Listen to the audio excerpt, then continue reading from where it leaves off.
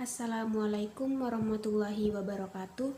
Perkenalkan, nama saya Putri Zikna Prawansyah, NIM E2019-20886. Di sini saya akan mereview tugas dari Bapak Abdul Wadud Nafis tentang kebijakan moneter dalam perspektif ekonomi Islam.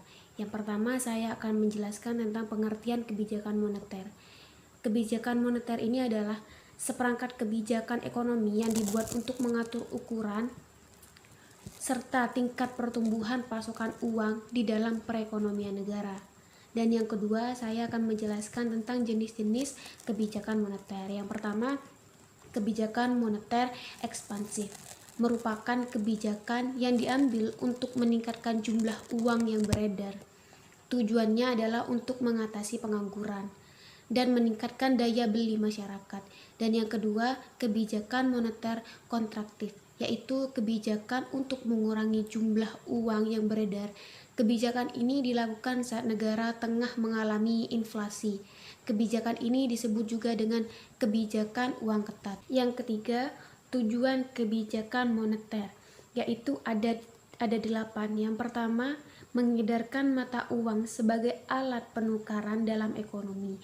Yang kedua, menjaga kestabilan harga. Yang ketiga, menjaga kestabilan ekonomi. Yang keempat, meningkatkan kesempatan kerja. Yang kelima, memperbaiki neraca perdagangan kerja masyarakat. Yang keenam, distribusi likuiditas yang optimal. Yang ketujuh, mempertahankan keseimbangan antara IS dan LM. Dan yang terakhir, pertumbuhan ekonomi dan pemerataan pendapat. Yang keempat, instrumen kebijakan moneter, yaitu ada 6.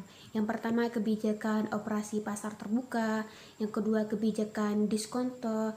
Yang ketiga, ada kebijakan cadangan kas. Yang keempat, kebijakan kredit ketat. Yang kelima, kebijakan dorongan moral. Dan yang terakhir, penyesuaian tingkat suku bunga.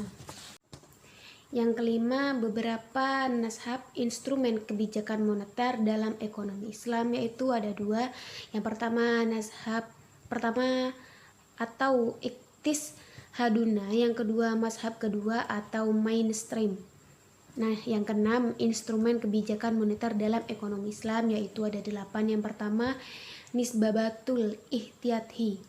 Yang kedua, ikna al-ma'wi. Yang ketiga, nisbatul ikhraj. Yang keempat, i'adatus sanadat. Yang kelima, as-suku al-islamiyah. Yang keenam, islamic sukuk. Yang ketujuh, al-istismar al-hukumi. Dan yang terakhir, adatul tasdik. Cukup sekian penjelasan dari saya, kurang lebihnya saya mohon maaf bila ada salah kata. Wassalamualaikum warahmatullahi wabarakatuh.